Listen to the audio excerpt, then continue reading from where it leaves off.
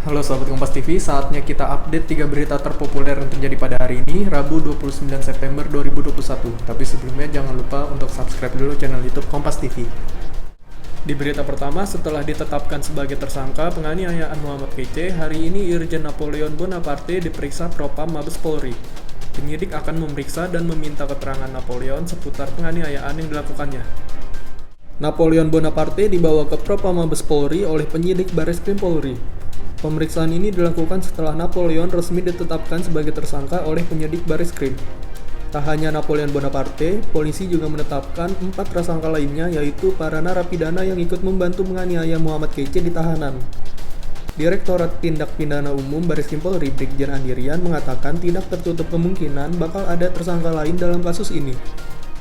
Sehingga ada 5 tersangka untuk saat ini yang sudah ditetapkan statusnya.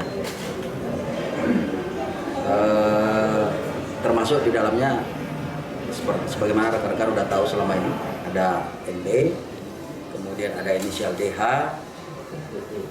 DW, kemudian H alias Coki alias RT, dan HP. Itu ada 5.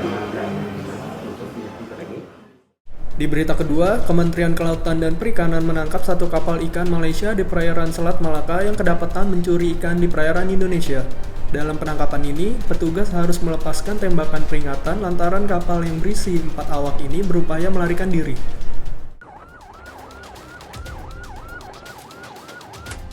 Upaya pengejaran terhadap kapal ikan asing ini terjadi di perairan Selat Malaka.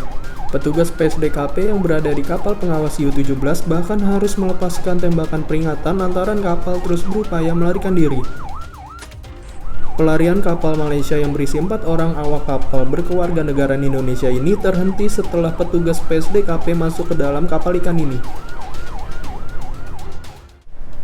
Di berita terakhir, Partai Golkar menunjuk Ludwig Paulus sebagai pengganti Aziz Syamsuddin sebagai Wakil Ketua DPR. Aziz Syamsuddin sebelumnya sudah menyatakan mundur sebagai pimpinan DPR setelah KPK menetapkannya sebagai tersangka kasus korupsi. Ketua Umum Partai Golkar Airlangga Hartarto mengatakan sudah menyerahkan surat pergantian Aziz Syamsuddin kepada DPR.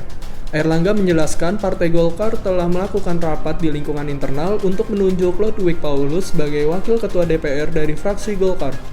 Ludwig saat ini menjabat sebagai Sekjen Partai Golkar dan selama ini bertugas sebagai anggota Komisi 1 DPR.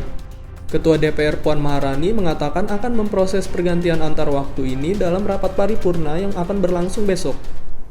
Rapat pleno tanggal 27 September kemarin, Partai Golkar telah memutuskan untuk menunjuk Saudara Haji Ludwig F. Paulus sebagai calon Wakil Ketua DPR menggantikan Saudara Aziz Syamsuddin.